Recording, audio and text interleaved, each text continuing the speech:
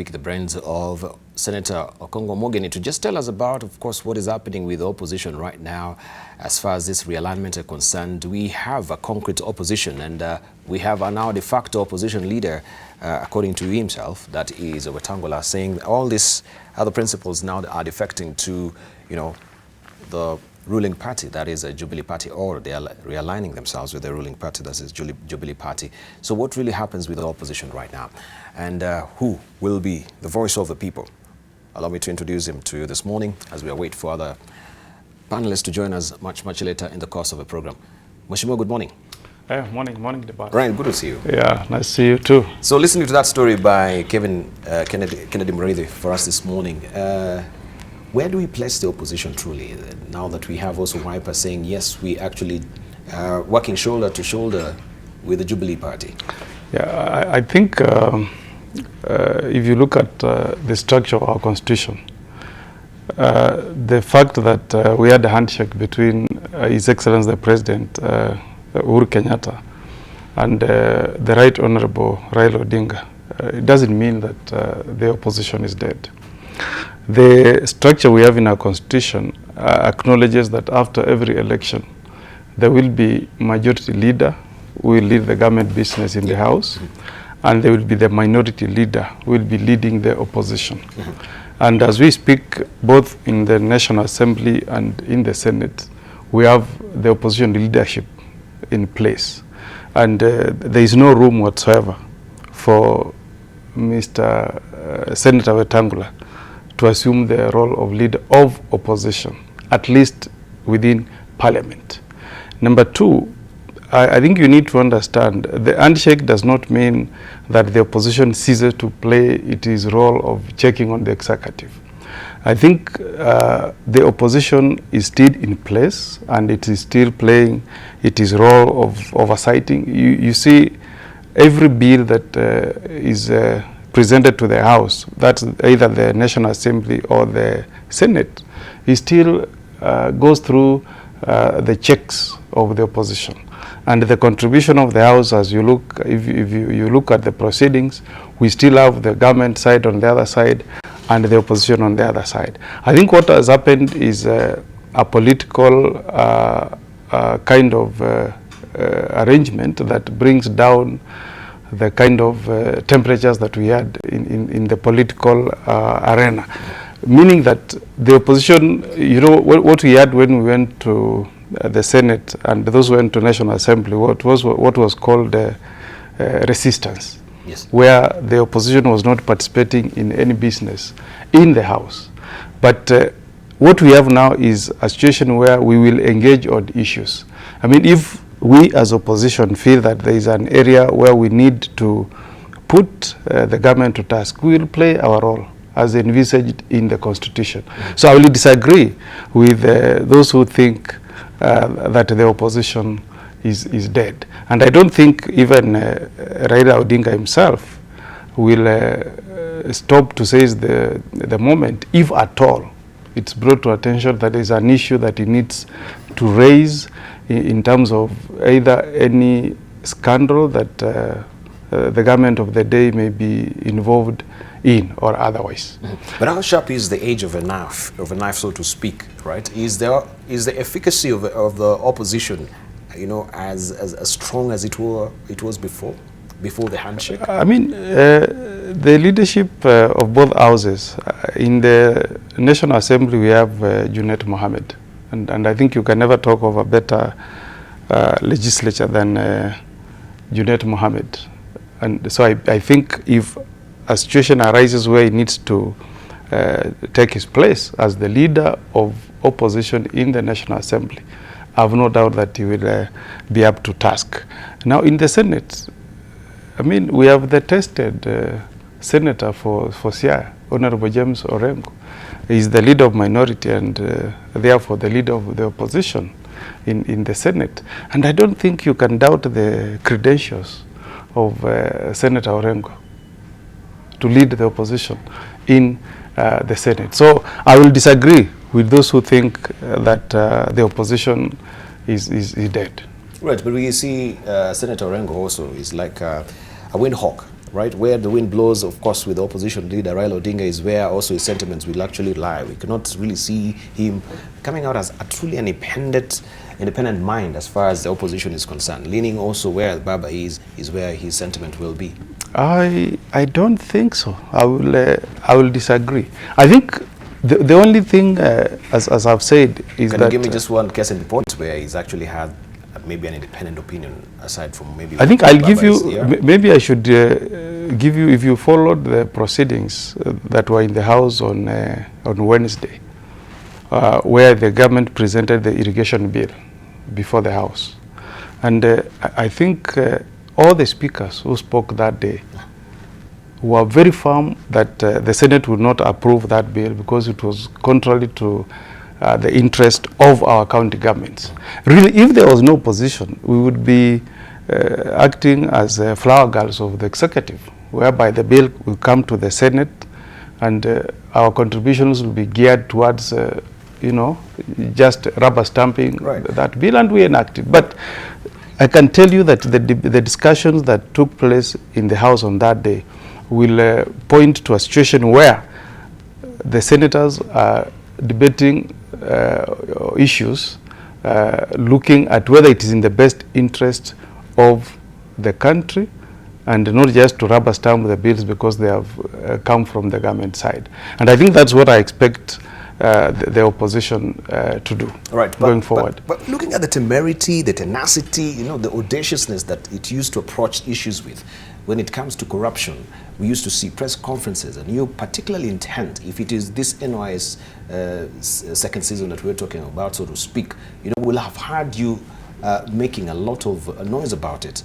But that seems to just have tapered off quite violently. Unless Debarl, you have not been following parliamentary business. Now, when you talk about, let's pick the Ruaraka land scam. If you, I think, and the Nation covered that live, you saw the committee led by Senator Moses Kajwang. If you followed the debate, and I think they retreated over the weekend to write their report, I didn't see people who are speaking as if they are part of government. I saw. What we're talking about is the opposition figure, because of course that is within the remit of the parliamentary committee. We expect it to be. Now, what you need to understand. That's one case. You saw the other one by Senator from Makueni, Mutula Jr. And I think what you need to do, hold your guns. Let's see what happens when that report is tabled in Parliament. If there are any government figures who will be mentioned or will be implicated, let's see how the debate goes on in the House.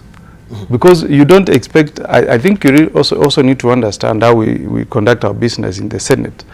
The committee, chaired by Senator Moses Kajwang, will interrogate the government officials, they will retreat, they will write their report, and then they will table the report in the Senate for debate. At that stage, that's when I think you should have a keen eye on Senator Orengo and see whether we'll say we cannot go against these particular officers because they are from government and we have a handshake, so we are part of government.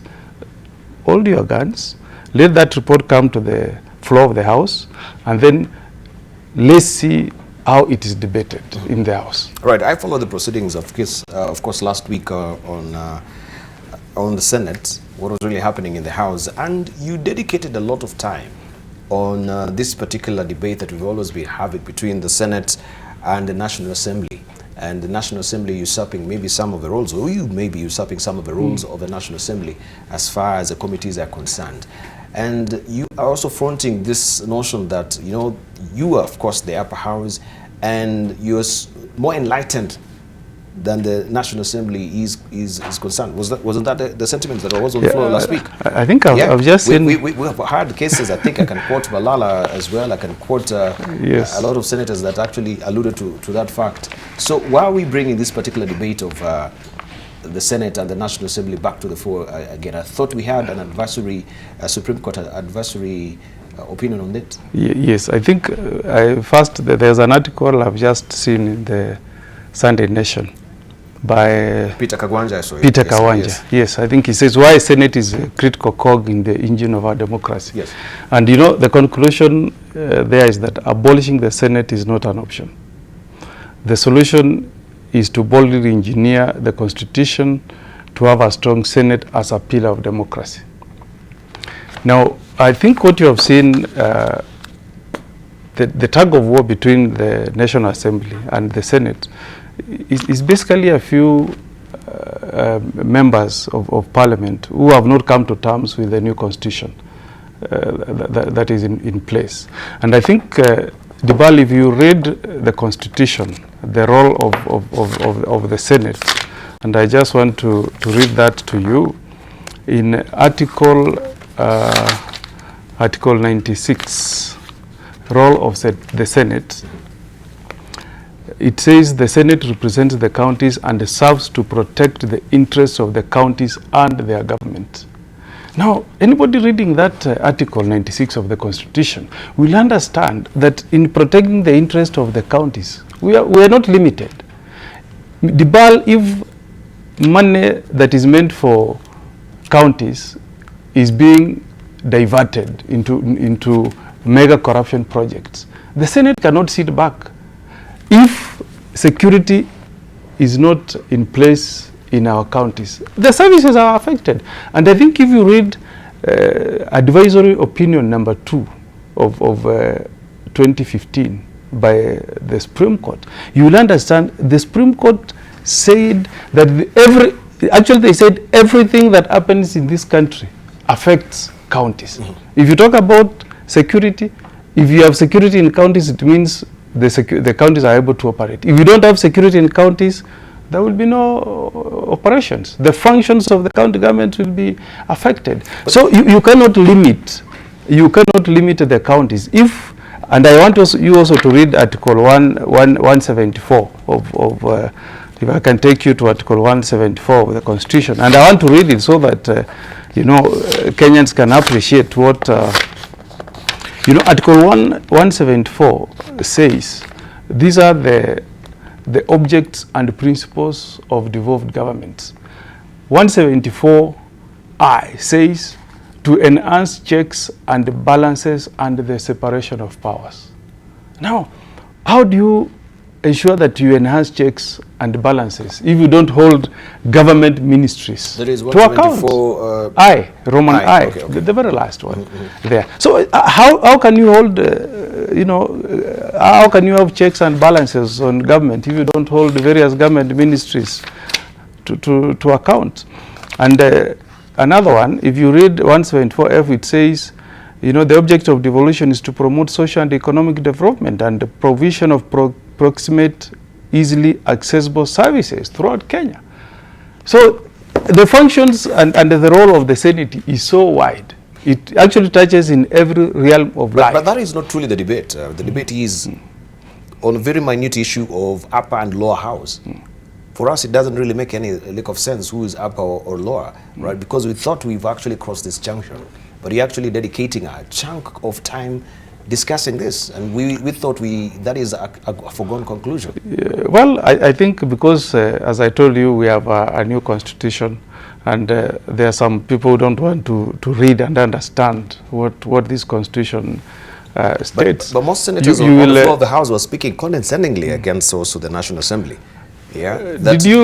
I think, in fact, it's us who should be complaining. It's us who should ask the Speaker to ensure that there is some sobriety in the National Assembly. You remember there is a time the MP, I don't know, is the MP for Kipipiri, Mr. Kimunya, he said senators are idle. They have nothing to do. The other day, Junet Mohammed made a comment on the floor of the National Assembly, and he said the Senate should be abolished. I mean, who is being more disrespectful to the other? What we were telling the National Assembly from the Senate is that they need to read the Constitution and understand the role of the Senate and give us space to discharge our constitutional mandate. And we are very firm on that, Debarl, and will not give room to the Senate to encroach and to the role of the Senate. That was the debate that we had on the floor of the Senate. So what do you think about you saying that they lack the intellectual vigor and the intellectual let me give you let me give you an example. In fact, if there are people who don't understand the laws that we have in place, it is the members of parliament. I'll give you an example. In I think 2013, 2014, some Kenyans went to court and they sought orders declaring the Constituency Development Fund to be unconstitutional.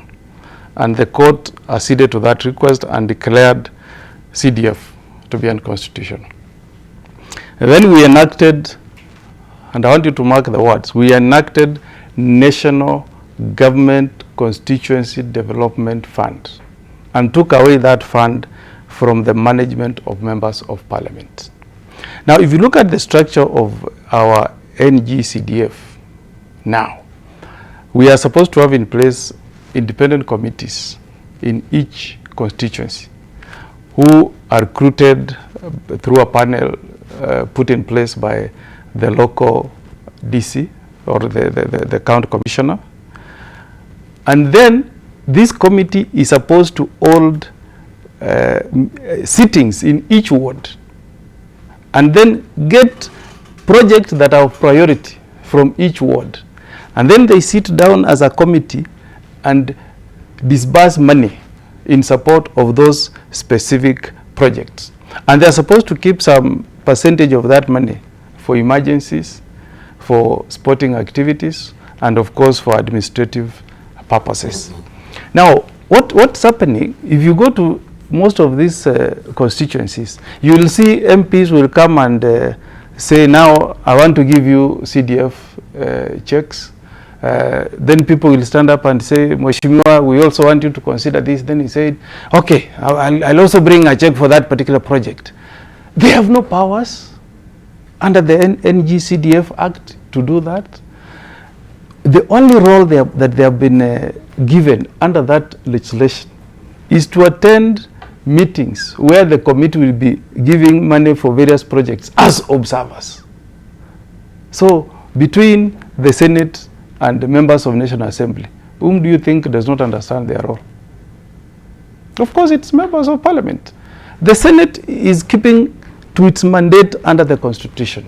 One, to protect the interests of our counties, to play our role of oversighting to ensure that counties are able to discharge their functions. Yes.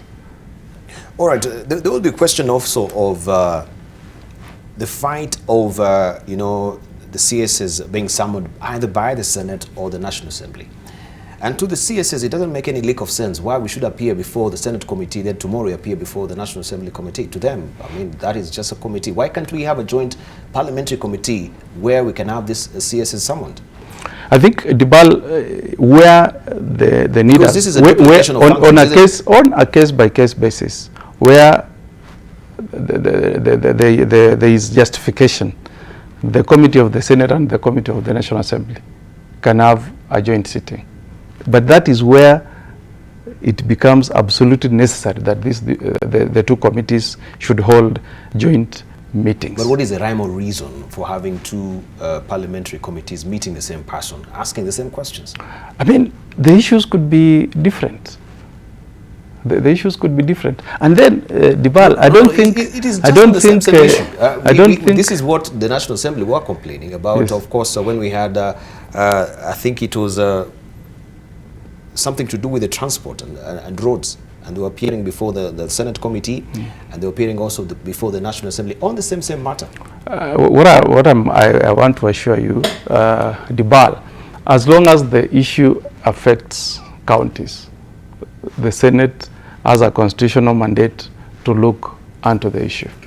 And I don't think that can come to an end, and the summoning of cabinet secretaries will continue as long as the issue that is being interrogated by the Senate is one that affects the county governments. And that is our role in the Constitution under Article 96. As I've told you, the standing orders allow committees to merge. if the issue being debated is one that cuts across the two committees. And that has happened before.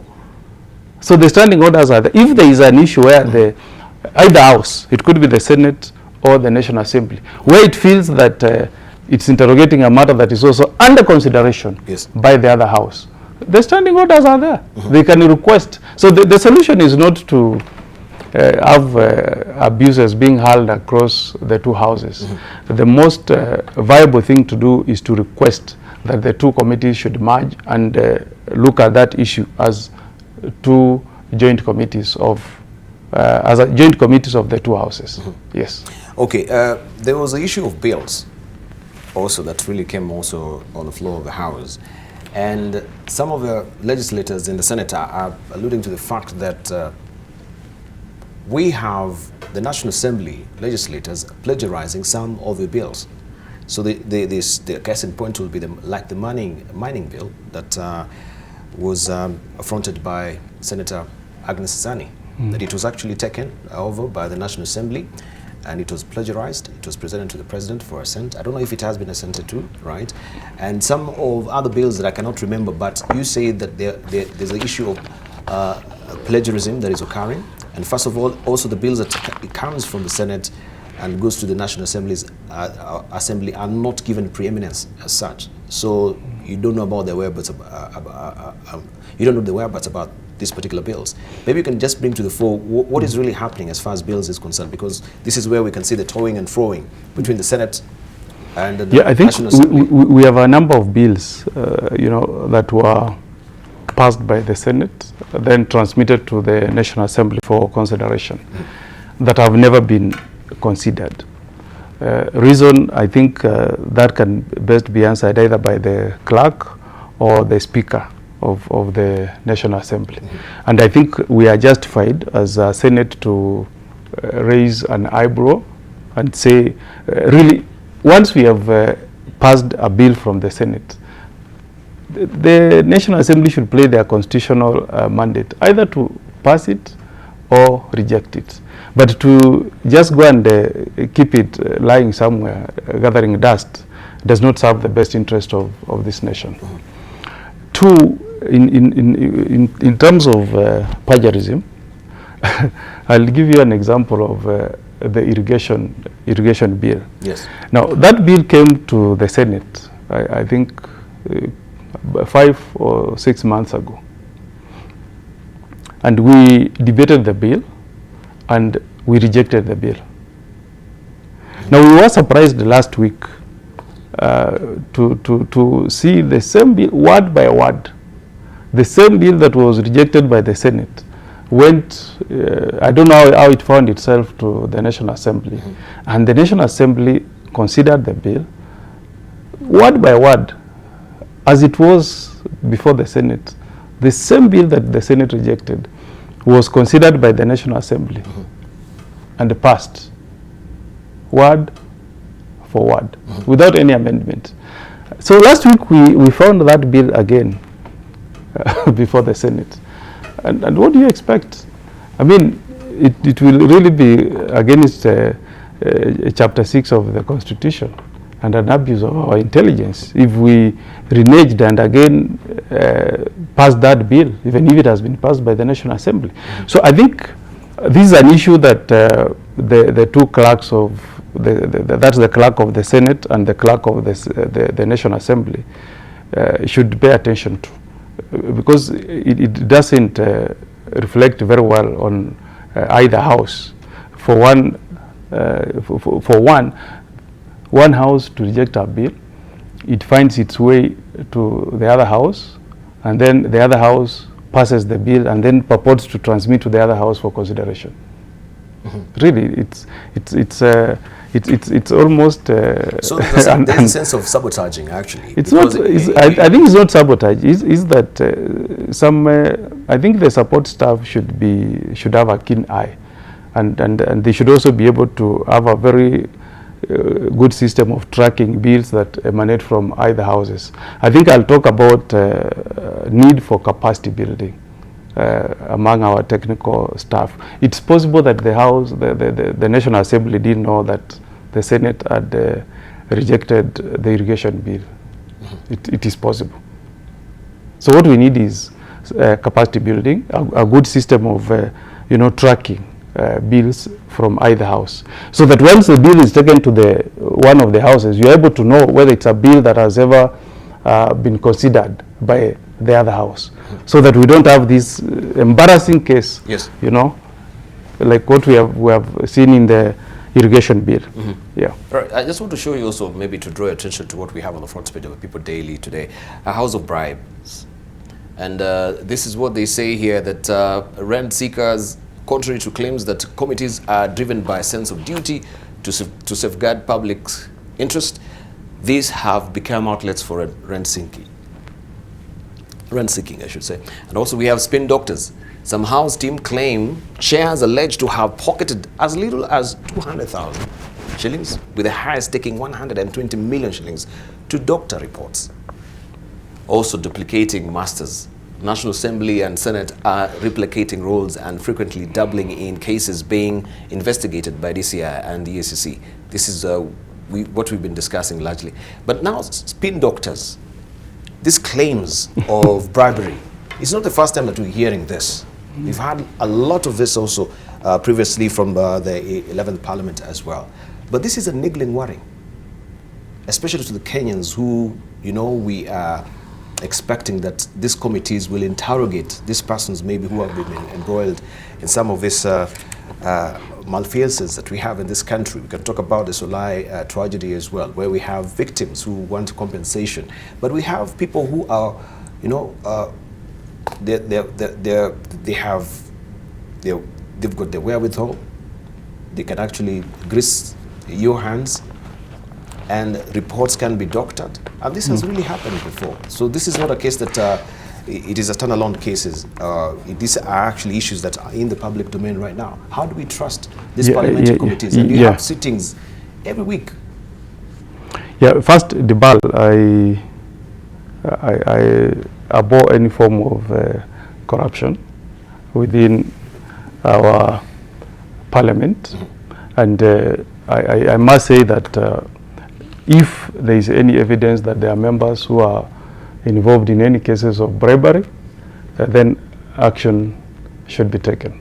That should be the bottom line, because that is really a house of honor. Yes. And if we bring disrepute to that house, we'll have done Kenyans a big disservice. Having said that, I also want to say that I don't like the way we do business in this country, where you get blanket condemnations. Like this headline makes all of us walking out here to be seen like we are rent seekers, we have received bribes. And I want to challenge any Kenyan who can stand out there and say he has ever approached me for a bribe to come out and report to any institution. And I want that challenge to be taken in relation to any of the honorable members of parliament or honorable members of the Senate. Because it's unfortunate when you have a headline like this one, but you don't have any evidence linking a particular member. I think, I'm sorry, I must say this is what I would call irresponsible reporting. Because you are killing a whole institution. You have chairmen chairing very key parliamentary committees. Now, if you wake up and say they are being bribed, they are soliciting for bribes, how will Kenyans have confidence in the functions of the National Assembly and the Senate? Really, my challenge would be, and that's the only way we can get a solution, if there is any person from any government office who has ever bribed any chairman of a committee or any member of a parliamentary committee, let them come out and make a report to the appropriate investigative agencies. And Debarl, we have passed so many laws in this country that are meant to assist us in fighting corruption. We even have the Witness Protection Agency. So if there is anybody who has any evidence against any member of parliament, let him report and let him seek witness protection. And then we go to the bottom of the matter. But to just wake up and say members of parliament are being bribed, they are rent seekers. Some, you know, like I've seen you say 120 million. That's not small money. Where did that money come from? Which account? Even 200,000 shillings is no, 200. You can walk to a bank as well. You can walk to a bank and withdraw 200. But when you say, look, no, you are saying that the highest taking is 120 million to doctor reports. Really, can somebody just walk to the bank and withdraw this 120 million? And we don't get evidence, we track and know this money was withdrawn in cash? But we have people who are putting houses, actually. They stashed money in their houses. You don't have to walk into a bank to withdraw 120 million. Now then you should actually be, the accusation should be against the government of the day. Because the last I heard of issues of financial controls, when you walk to a bank, you can't withdraw more than $1 million unless you can have an explanation why you're withdrawing money and for what purpose.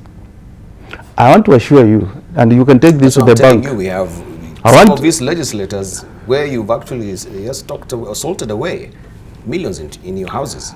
And I think I don't think I've seen any of our members of parliament walking around with millions to Arambes.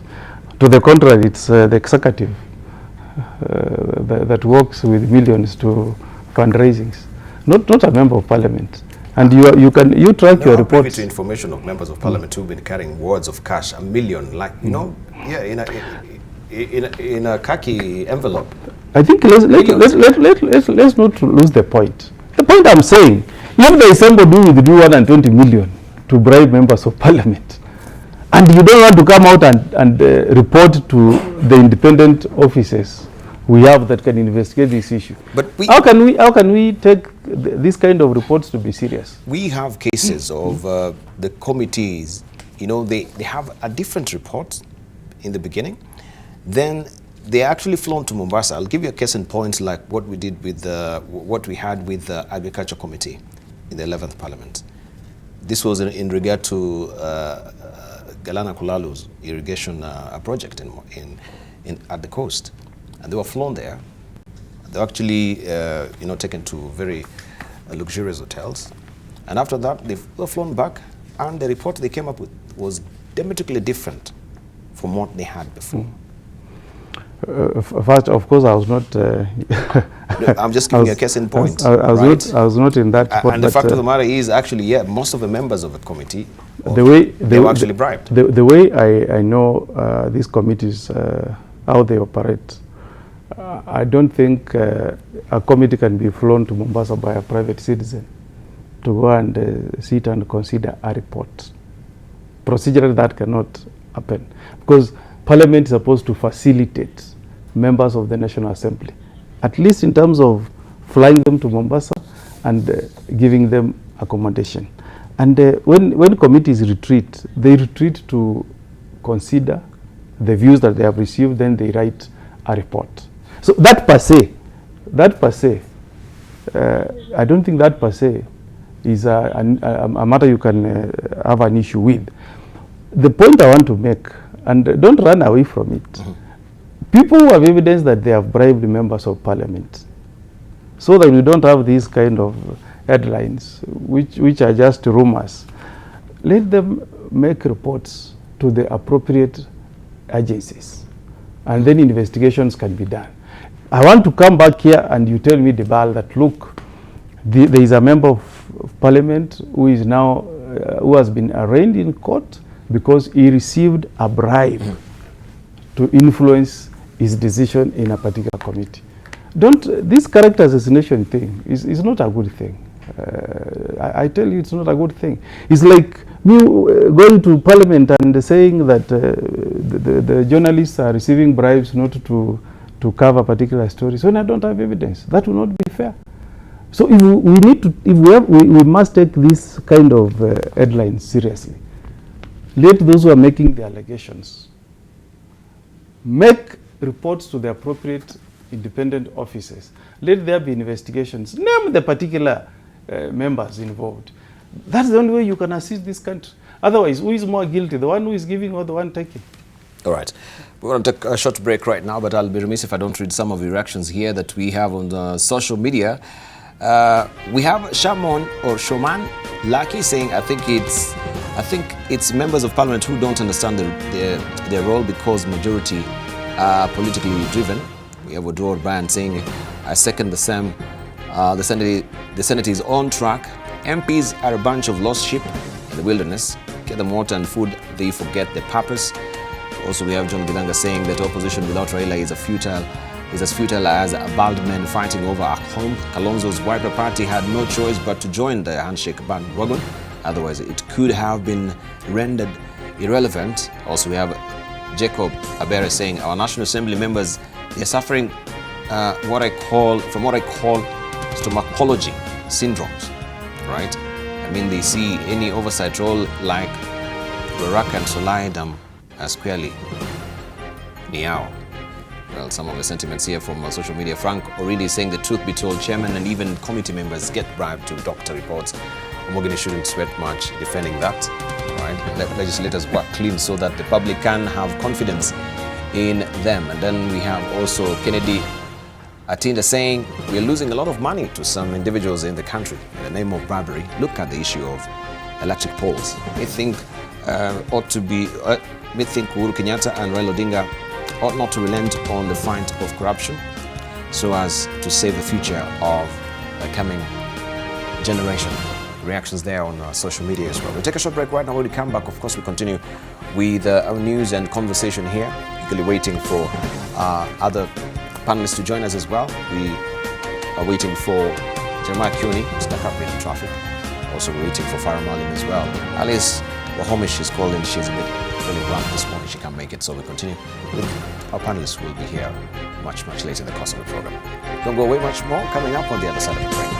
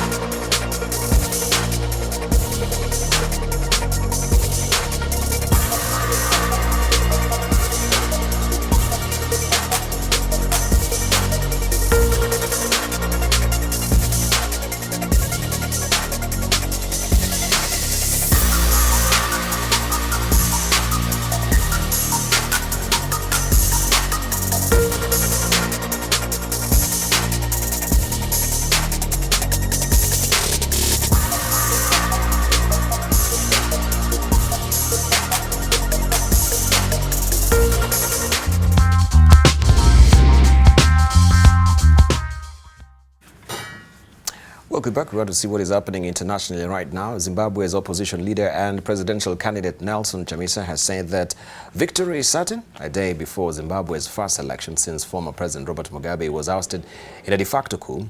The election will see 75-year-old President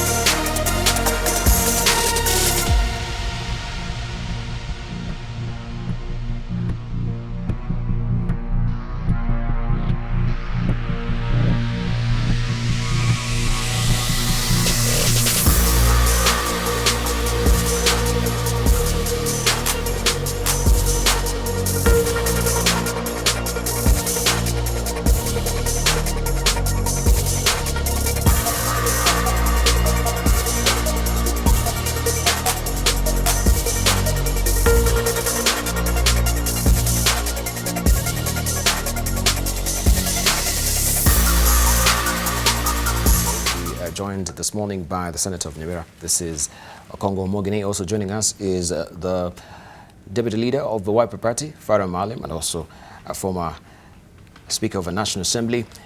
And we want now to just buckle down and discuss what is happening with the Wiper Party now that he's here as well. And of course, we know about the handshake that is really claiming a lot from the opposition as well. And the latest victim is a Wiper leader, Kalonzo Musyoka. And we want to hear from the Deputy Leader himself, who is here this morning. Good morning, Farah. Morning to you. Morning. Yes, running late today? Traffic? Yes. Well, no. Jeremiah wasn't Kyuri very also bad, has but been caught up in traffic as well. Yeah. So we've discussed while you're away the role of Senate and the National Assembly. You know, the usurping of roles and the forcing relationship that is developing. And we've discussed largely on that.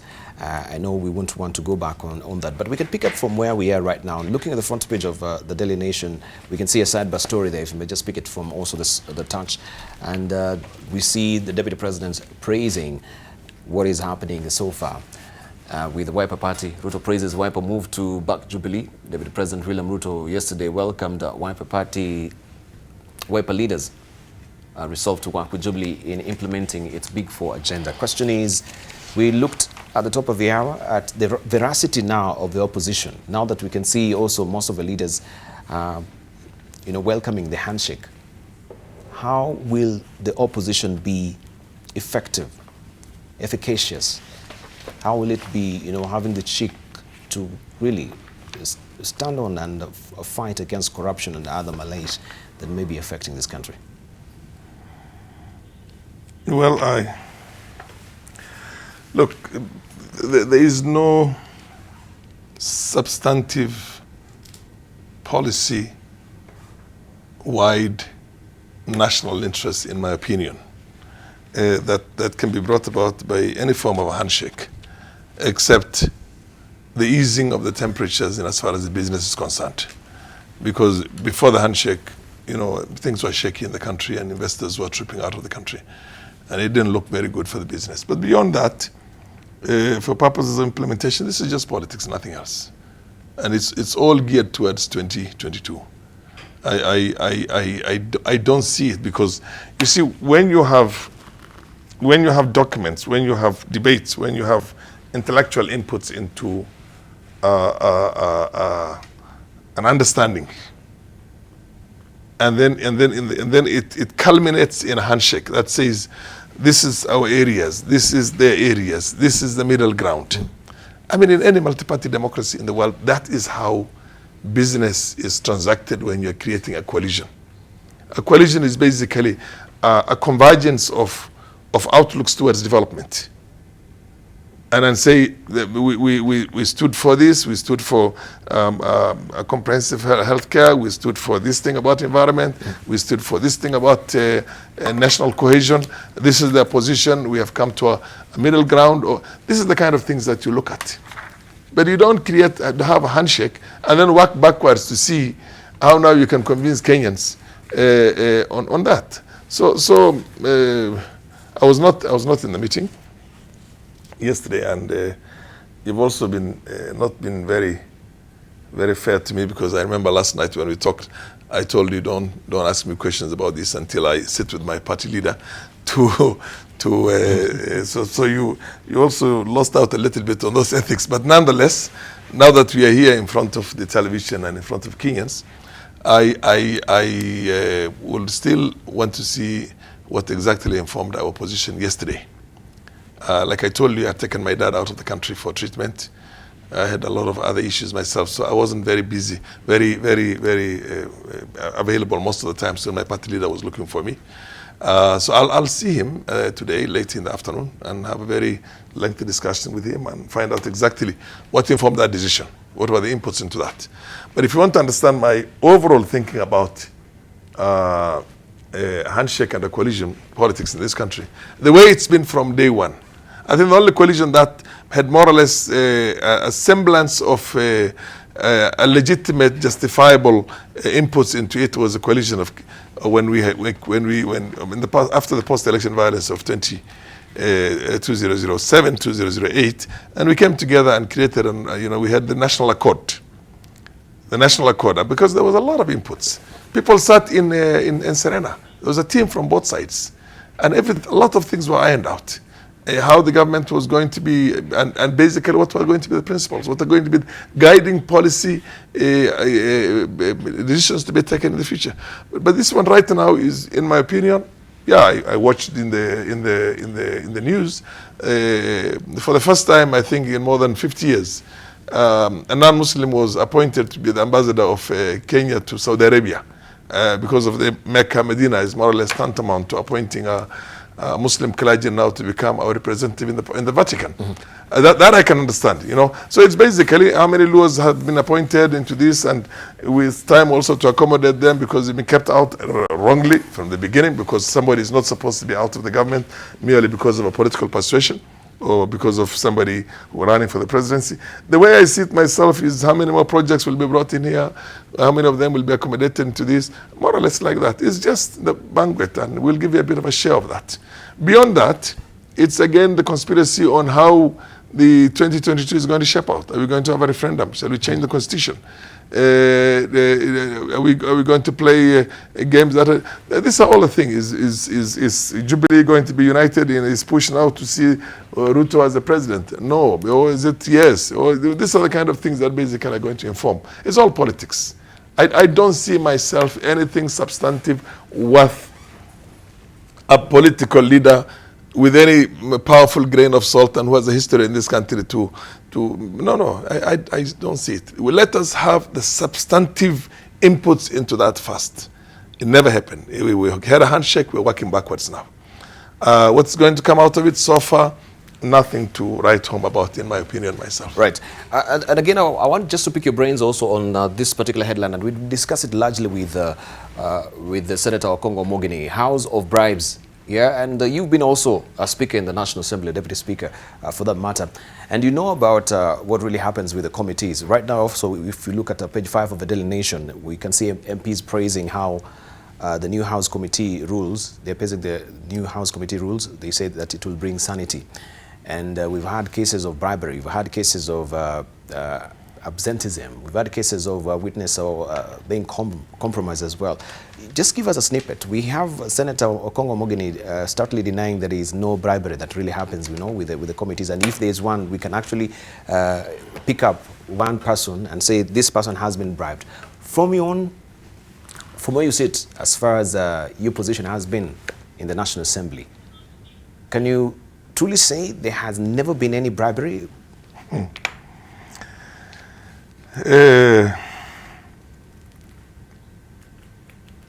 Debarl,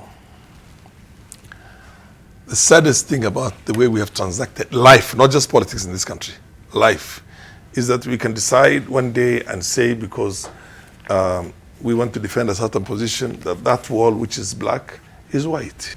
And try and convince Kenyans that it's white. And then have the audacity to come out everywhere, right in front of TV, in public rallies and everywhere else, and say, no, that wall you people think is black. There's something that needs to be, you know, you don't have the right lenses. Mm-hmm. Bribery has not been just in our parliament. Bribery is the only principle that started at independence, that we have carried on from one government to the other government in every institution in this country. Parliament has not been spared. And ever since Parliament, after the 2000, after the the new dispensation, and this new constitution came into force, and when we had the post-election violence, and for a period of time, that 5 years, Parliament was very, very strong. The only time members of Parliament come together and are able to transact business and have a powerful camaraderie between themselves is when there has to be new allowances or new salaries, or basically the terms or the benefits of the MPs have got to be revised upwards. Mm-hmm. You will never see any partisan politics that time. And at committee levels, it's the same thing also. Bribery is there. It's there, not just there. It's just there, and it's the only thing that's there. Mark my words. Mm-hmm. And because the thing is right up there, it's in the government.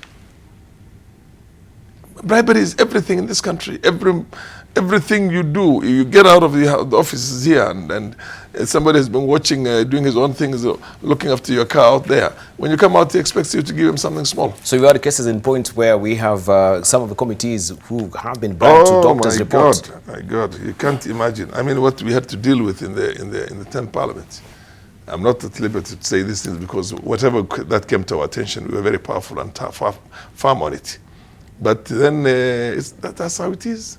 But right now, it is overtaken. Before it was like you know, a little bit peripheral with a bit of a pussyfooting. People were a bit scared and doing it very discreetly. So right now, it's an open thing. It's an open thing. It's a completely open thing. But Senator Okongo Omogeni seems like Senator Okongo Omogeni is a very extremely decent guy, and one of the things I ever regretted is that maybe he should not have been in politics right now, have been the CEO of the anti-corruption body. But he's a first-timer, let me tell you one thing. And not much more of it happens at the parliament level, at the National Assembly level, than the Senate. That's why there is a fight over this thing. The fight over this thing is that who is going to be relevant and who is going to milk more than anything else. I've never seen a powerful intellectual debate put into which is the upper house and which is the lower house and why. You see what I mean? It's always committees fighting over these things. No, we're going to do it ourselves. No, we're going to do the other one. It's in our turf. It's in our docket. I mean, it's in my opinion, a lot of relevance seeking. In the last parliament, or the one before this, not this last elections, but the one of 2013, I remember telling the senators, a few senators that time, because I ran also for the Speaker of the Senate. And my agenda was very, very clear. It was to try and claw back the real substantive powers, and you could do some of them through a referendum, which was going to make the Senate the proper and real upper house. But because the money, the pass was taken by the National Assembly, and the impression given was that the only thing that the Senate was going to do, by the way, the Senate was supposed to have been just a House of Elders before, or a House of Nationalities, the way they have it in South Africa. Unfortunately, some of those who went for that level and pushed it that way ended up also becoming members of the Senate later on and regretting what they did in Naivasha. But at that time when I was talking about, I said, look, you are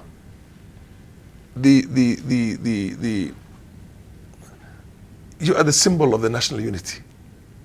You have a senator from Lamu, which has a population where he came in by, I think, 20,000 or 17,000 votes. And you have a senator one senator also representing Kakamega County, who came in, I think, with about almost 200,000 votes. That has a meaning. That has a very powerful meaning.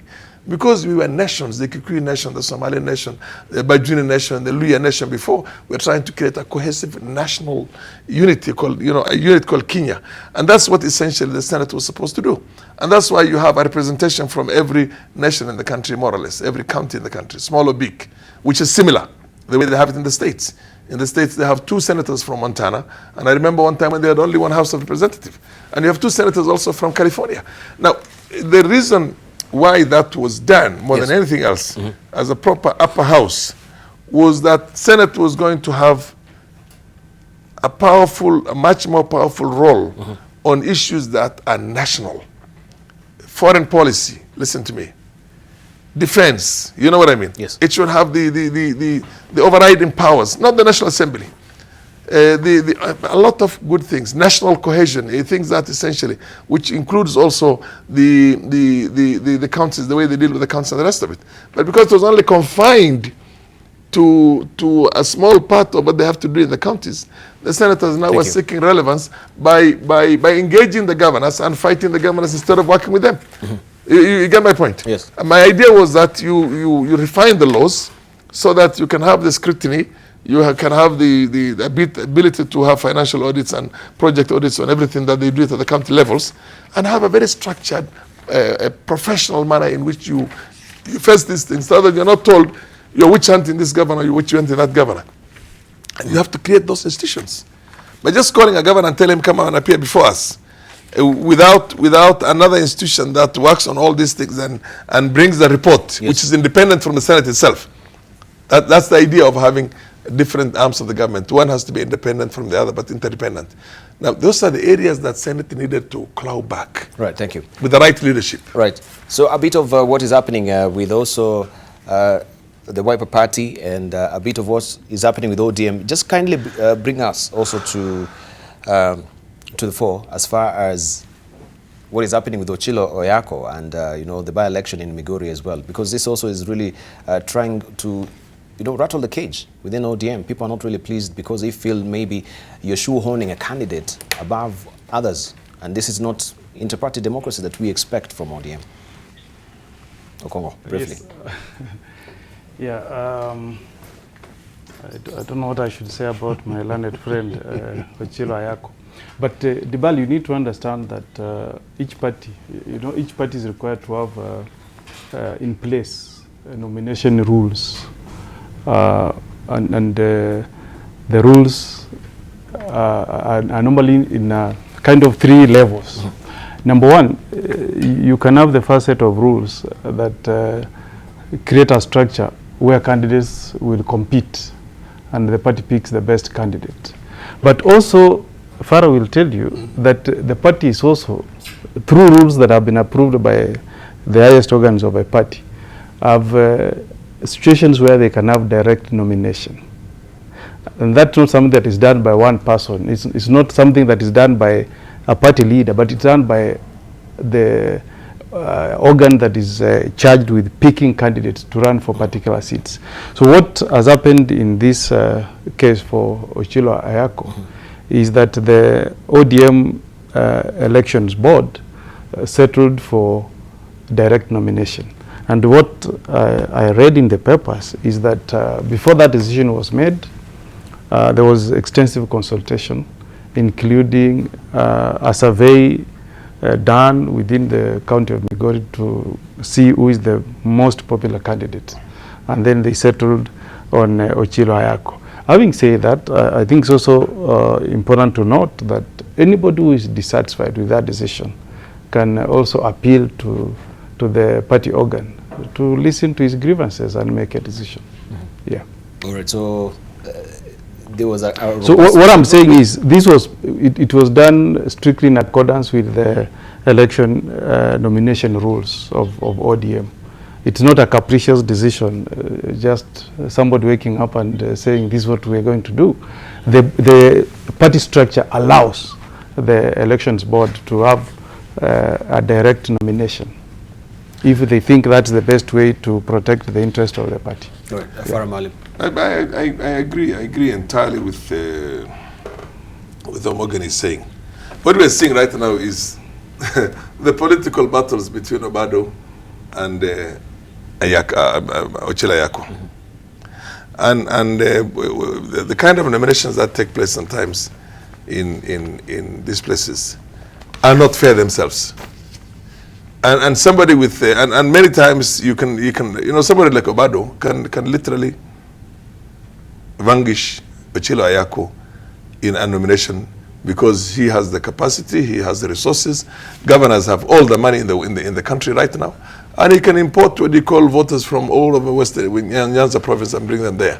And that is not going to be a reflection of exactly what are the wishes of the people. So when you're going for direct nomination, you take such things into consideration.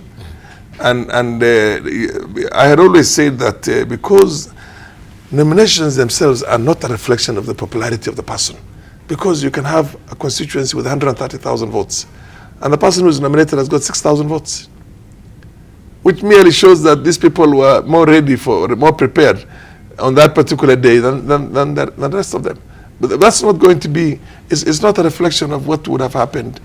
That is a minuscule. It's not even 10% of the votes that gives that legitimacy to somebody for him to become the party nominee. Yes. So what party needs to do is what Omageni was saying. Carry out your own survey, very scientific survey. Find out the person who is really popular in the place in real terms. And you can at times give the nomination direct to him, because that person is popular on the ground. It just happens that on the day of the voting, which can be a working day, that 90% of the people will be busy doing their own things. The same way I was so busy with family matters myself yesterday, and other matters that I couldn't attend, or on Saturday I couldn't attend the meeting. That does not necessarily mean that, you know what I mean. So basically what I'm trying to say is that, and I know myself, I know the county.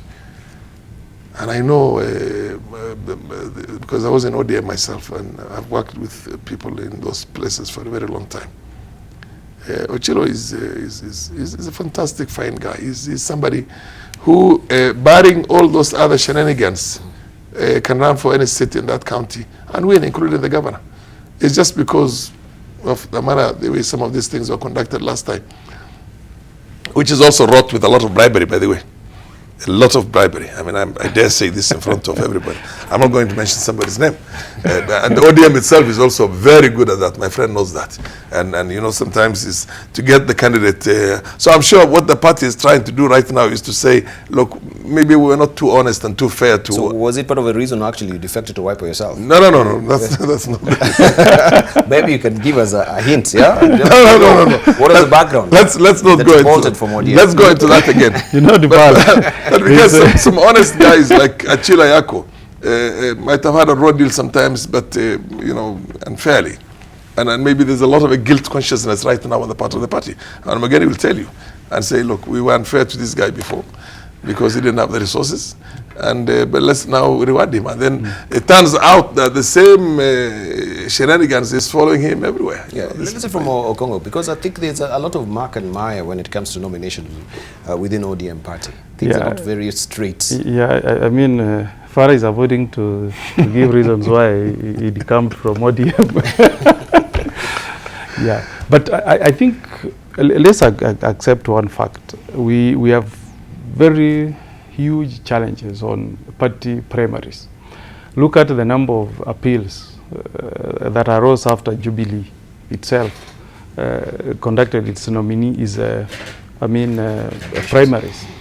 I mean, we had, if I remember, we had over 150 appeals filed with the appeals board of Jubilee. So the fact is that though the Political Parties Act came into force to give parties enough resources to run its affairs, we still have not put in place good structures that can assist political parties in carrying out nominations, party nominations. And you remember, Debarl, this debate was there last time where proposals were made that IBC should actually assist parties in carrying out these nominations. And I think there was an attempt by Jubilee to involve IBC, but there was hue and cry from Kenyans. So that's a challenge, and to strengthen these processes going forward, we need to have a very honest debate on how we conduct our party primaries and what can be done to make them fair and democratic and free and fair for each candidate. But in the case of Ochilo, I don't want to say that any bribery has taken place, really. That will not be fair to Ochilo. No, I think, not this time. I don't know. I did not say now. The party was looking for the strongest candidate to fill that slot of Senate representative from Migori. And I think they settled on Ochilo as the strongest candidate. That's the only consideration. I mean, as I've said, anybody who is aggrieved has an option of filing an appeal to the National Elections Board and put their case forward. But I think because of the time constraints, the decision that was made by my party, I think, is in the best interest of the residents of Migori County. All right, thank you. Can I just go back to that? I never said, I actually said, if ever Ochilo would be a victim of the fact, Ochilo doesn't have the money. He has never had an opportunity to amass any kind of wealth. You know what I mean? He can only become a victim of bribery in that thing. But extremely fine guy and very popular on the ground. Okay. But basically, I think people have not been, the party itself has not been fair to him in the past. So that's basically what I'm saying. What I'm saying is that anybody who has money, regardless, he can be the devil. You know what I mean? Come from anywhere.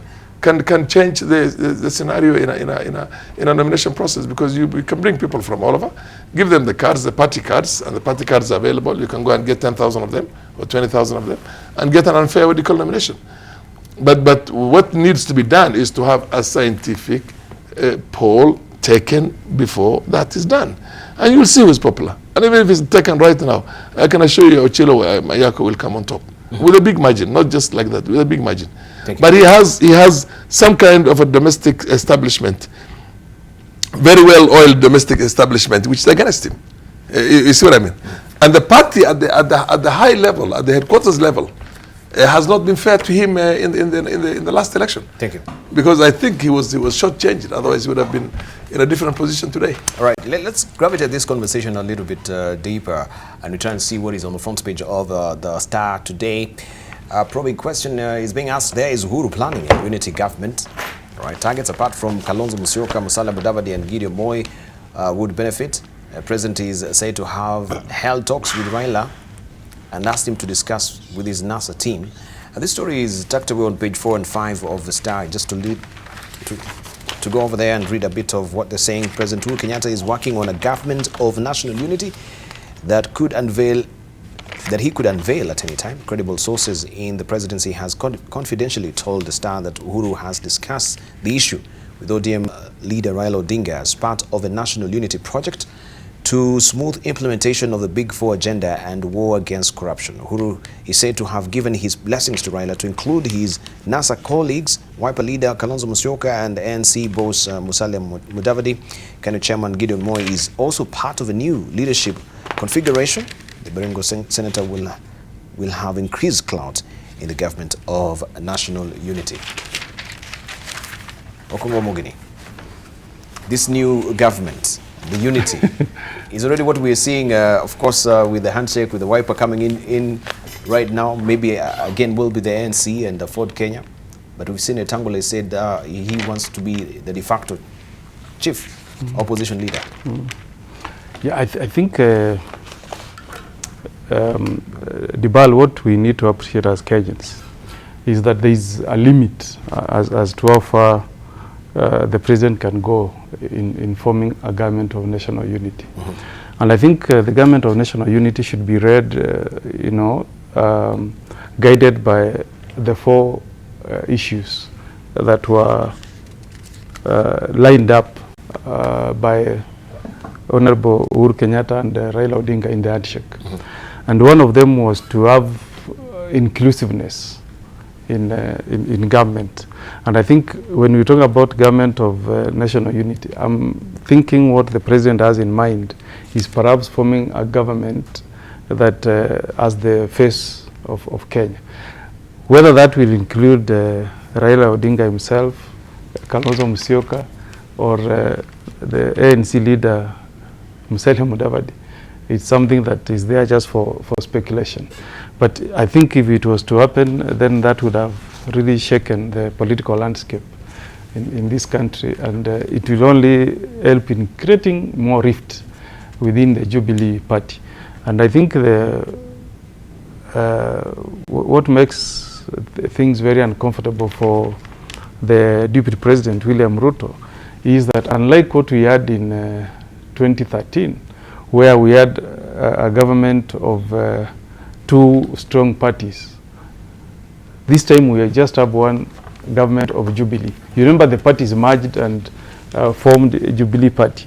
And I think the president, even the comments I saw after Wiper promised to work with the government, he says, we welcome all these leaders, let's join hands and push the four agendas of Jubilee government. So I get the feeling that he himself may not even resist the plans by the president to form a government of national unity. Debarl, I think we will have very interesting times. We have very interesting times ahead of us. We can only sit back and watch. Sit back and watch. Yeah. Faramalim. Well, it's a bold step, and I think it would be a good thing to have basically going to be a national government of national unity.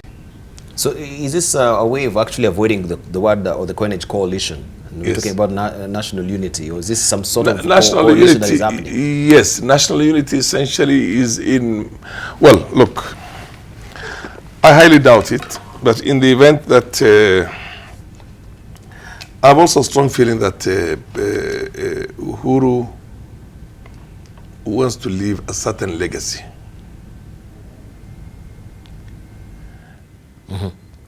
is going to be one of two things. Either he wants to leave a legacy behind, something that essentially, people can fall back on and say, yes, he's done a good job in his last term. And take a very, very, very well-deserved, retirement and rest out there. Or put things together in such a manner as to play what you call the Putin Medvedev kind of a thing, have a constitutional change, have a national unity, and basically repackage himself or his own other friends and come up with a new phenomena that essentially is going to change the entire structure of the executive itself, which, by the way, would have a lot of following in the country right now, and expand what they call executive that essentially is accountable also, which is a parliamentary system.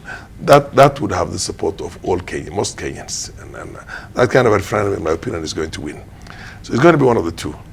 He either wants to leave that one and put it together, either come back himself or have other people come and push that, or do a serious, good job in which he really wants to not care about anybody, not to be beholden to anybody, create a government of national unity, heal the country itself, bring it in a very cohesive manner, and then say, look, politicians you go and sort yourselves out the way Kibaki did. I'm not going to push anybody for the presidency of this country or for the prime minister of this country. But this is the system that essentially, in my opinion, is what I think the nation should inherit from me. And then take a very well-deserved. He's going to be a statesman remembered for a very long time in this country. So whichever way it is, I have a feeling he wants to leave behind. He is coming up with a very earth-shaking thing. That now, clearly, both options entail creating a government of national unity. And I'm inclined to believe that that's basically where we are going. But then the final product of this government of national unity would be one of the two, in my opinion. And it would be interesting to see how it unfolds. Now, not only that, Debarl, there's a storm which is picking up speed in the region. And if you're not very careful, if you don't have the kind of cohesion that we have, we stand being isolated. We stand losing our own assets to the Chinese and everybody else because we will not be able to pay for them. We had very brilliant, very well thought out, mega projects, the LAPSET, the SGR, and all of them, which have now gone to nowhere. The LAPSET, in my opinion, is going to become a white elephant project very soon if you're not careful. Because there's a new boy in the block called Dr. Abiy Ahmed, who has come in and basically hit the ground running. Yes. And the understanding they've had right now, and the peace he has developed with Eritrea, earth-shaking, took all the risks, built the bridges, and was willing to pay any price for it because there were powerful, entrenched, interests in there. The EPRDF, which was there before, the TPLF, and all that. He has reached out. He has accepted to give Eritrea back their land and said, we will stand by the court's decision, we will stand by the results of the Algiers Accord. And he has opened up right now. Massawa, the port of Massawa and the port of Assab are going to be receiving Ethiopian cargo in less than 2 weeks from today. And they're already working on the road. They're working on a rail connection. And they have not only reached there, they've reached out to Sudan, powerfully reached out to Sudan, Eritrea, Sudan, South Sudan, by the way. The conflict in South Sudan was for us a milking cow in Kenya and in Uganda because we allowed that thing to be there, South Sudan to become unstable the way it was. And all the billions of dollars that was given by the international community as goodwill towards the new nation, the latest nation to join the Community of Nations global and in the African continent also, ended up in everywhere else except South Sudan. And we played games with them because it was good for us. As long as it was a failed state, they were having problems. The natural place was Nairobi, Kampala. And we never resolved that problem. Abiy has walked in there, resolved the problem. The South Sudanese are going to looking now, they're looking up into the north. He went to Hassan Omar al-Bashir, he sorted out the issues between themselves. That arc, that crescent or arc, whatever you want to call it, of Sudan, Republic of South Sudan, Ethiopia, Eritrea, Djibouti, Somalia, because the president of Somalia was there just the other day, yes, is a new economic bloc that will be formed. It has already formed in practice, but also will be institutionalized in the shortest possible time. It will have its own name. You get my point? Mm-hmm. We will lose the relevancy. We will lose that centerpiece that we always used to be, because we had turmoil, all of us. We always prided ourselves. We are an island of peace in the midst of turmoil. The Magufuli has done his job. The bulk of the Burundi project, what do you call imports and exports, are now using Tanzanian ports. The bulk of the Rwandese are using Tanzanian ports. The Ugandans have opted for Tanga instead of opting for Mombasa. You know that, and Lamu. It was there sometimes, I can't remember, about 2 years back, I think. Eastern Congo will also go there. So the southern corridor will be solid. And then the new, what they call emerging thing, you want to call it also up there. Meles prefer to call them the Afro-Asiatic bloc, which means is an African, but then facing what you call the Red Sea and is willing to do business with those ones. Mm-hmm. They were looking more that way. So what will happen? We will have all these white elephant projects and no business if things go like that. If the oil of Sudan goes through the easiest and the cheapest route and they resolve their problems, of course, with the north. And right now they are hugging one another and they are crying with one another the same way. Eritrea and Ethiopia are same people. South and the north of Sudan have lived together for 100 years plus. Mm-hmm. So basically it's coming on now. Yeah, Congo. Yeah, yes. Well, do you think also we're losing grip as far as saying on that? Because I wanted also really to touch on it a bit with that editorial cartoon that we're seeing there so far. Since they had this particular happy medium, and you can see a lot is really happening. There is such a seismic shift that is happening, and Kenya is being secluded, as he is alluding to. We will be left actually holding skunks here. We have our SGR, we have our LAPSET, we have all these projects, massive millions that have actually been spent on this. And then we know that Ethiopia is rising within the region as a place to be where you can actually go and establish a business. You know, they've got not long dead hand of bureaucracy. And also we saw what was happening with the, was it the Afrixim Bank recently that was supposed to be hosted here?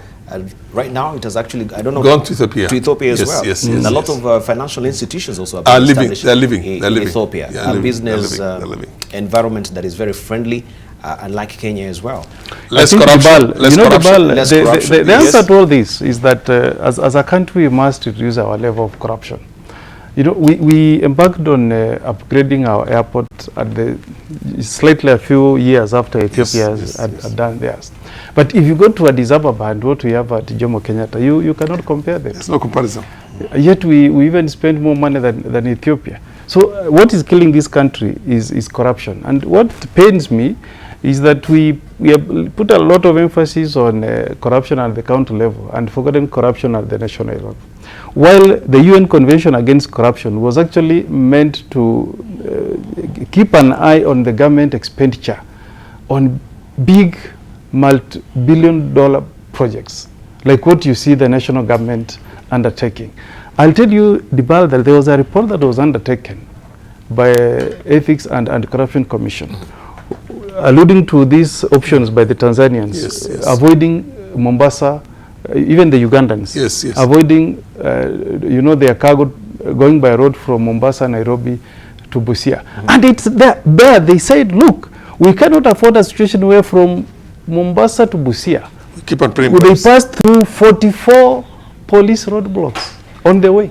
And pay everywhere. And everywhere they're giving 50 shillings in each and every roadblock on the way.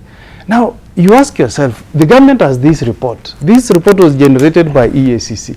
And they said, look, this is where we are losing a competitive advantage to our neighbors. That's why they are opting for Tanzania, because of bribery.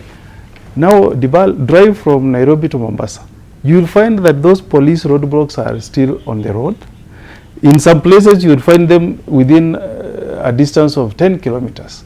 And there is no even road diverting. What are they doing on the, why can't we as a government be decent? You know, create a culture where we are mindful on the losses we are suffering as a country. Thank you. And make sure that we reduce our corruption. Finally, on this issue, we should understand that we are strategically located, Debarl. We are now going to have direct flights to the US beginning from October. But unless we reduce corruption levels, we will still be watching as Rwanda becomes the Switzerland of East Africa. Thank you. It's actually, I was just going to correct our brother here. Briefly. It's actually $50. The heavy trucks, they pay the equivalent of $50 in every road. You can imagine, it's a shame. So they will end up paying 2,200, which is about 207,000 Kenya shillings, must be set aside by the truckers, the truck owner, just to pay as a bribery along the way. Thank you. And then, Debarl, we went into Somalia. We got rid of substantially the Al-Shabaab. But what did we do? We just created a small corridor in there. We left them there. We went into charcoal. We went into sugar. Thank you. We went into all those things. Now the Ethiopians and the Eritreans are going to move into and flush out the Al-Shabaab in the shortest possible time. Naturally, that will be their natural ally. The Somalis loved Kenya, wanted to have that association with Kenya, to be part of the East African community. We did nothing. Right now, it's gone, I'm telling you. Right, thank you. Thank you very much. I want to thank you, Okongo Omogeni, for coming through this morning and for the cogent discussion we've just had this morning, a raft of issues there that we touched a hodgepodge here and there, and also Farah Malim as well. Thank you for joining us this morning. Jeremiah Kioni couldn't make it. Traffic snarl up today. I can see his text. It says not useful entering now. That's Thika Road. It is chock-a-block there, and also for Alice Wahome, she's feeling rough this morning. She couldn't make it. But nonetheless, thank you also for your contribution here. And just read the last tweet as we're running up here from Dr. Andrew. Let me just pick it up quickly. Andrew Suleiman is saying this. He's saying, I honestly concur with the views expressed by Farah Malim on NTV. The recent efforts made by the new Ethiopian PM in the Horn of Africa is a new economic bloc which will render the much hyped Lapset project a white elephant project. Thank you very much for your valued companies as well and your rush of tweets. You've been watching. This is a point here on AM Live. Thank you.